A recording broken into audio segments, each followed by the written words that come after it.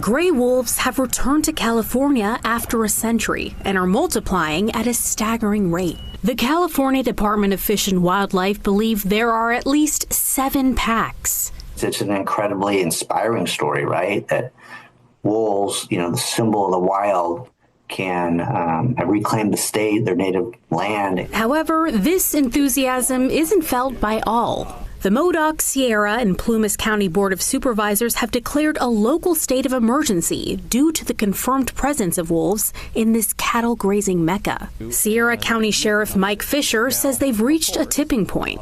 He sent a letter to state officials, including the governor, requesting permission to declare wolves a public safety risk and authorize their removal. The one thing that I am not advocating for, nor have any of the sheriffs that I've spoken with, is, mass killing of wolves. It is the ability for the local law enforcement to deal with a specific animal that is causing havoc and to be able to euthanize that particular problem animal. Dave Sticks is the owner of DS Ranch and says 30% of his calves did not breed last year, leading to a $300,000 loss.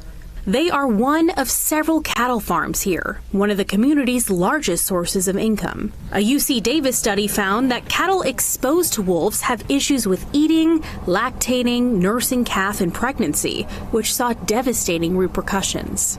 It was anywhere from 1.4 to $3.6 million in total losses. And with this spring comes the birth of more pups and calves. The more predators you have, the more kills you're going to have. DS ranchers moved their cattle back into the Sierras as of March 30th. And according to the California Department of Fish and Wildlife, since then, there have been 6 confirmed wolf attacks on calves and at least 2 fatal wolf attacks on calves. And this year, Sticks says, has been significantly worse. They just started tearing up calves. They had all these rips and teeth marks and all over them, which I've never seen. There's 2 of them out there. In the 3 hours we spent at DS Ranch, we witnessed 2 gray wolves stalking cattle. I see them. Not once, but twice.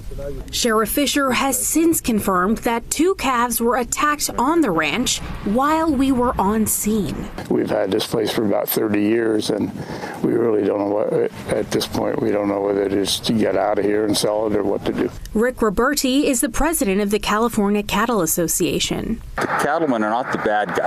We just want to be able to protect our private property. The California Department of Fish and Wildlife's Wolf Compensation Plan has already awarded $3 million to ranchers. But a representative tells Fox 40 their hands are otherwise tied. Gray wolves in California are listed as endangered species under both the federal and state Endangered Species Acts.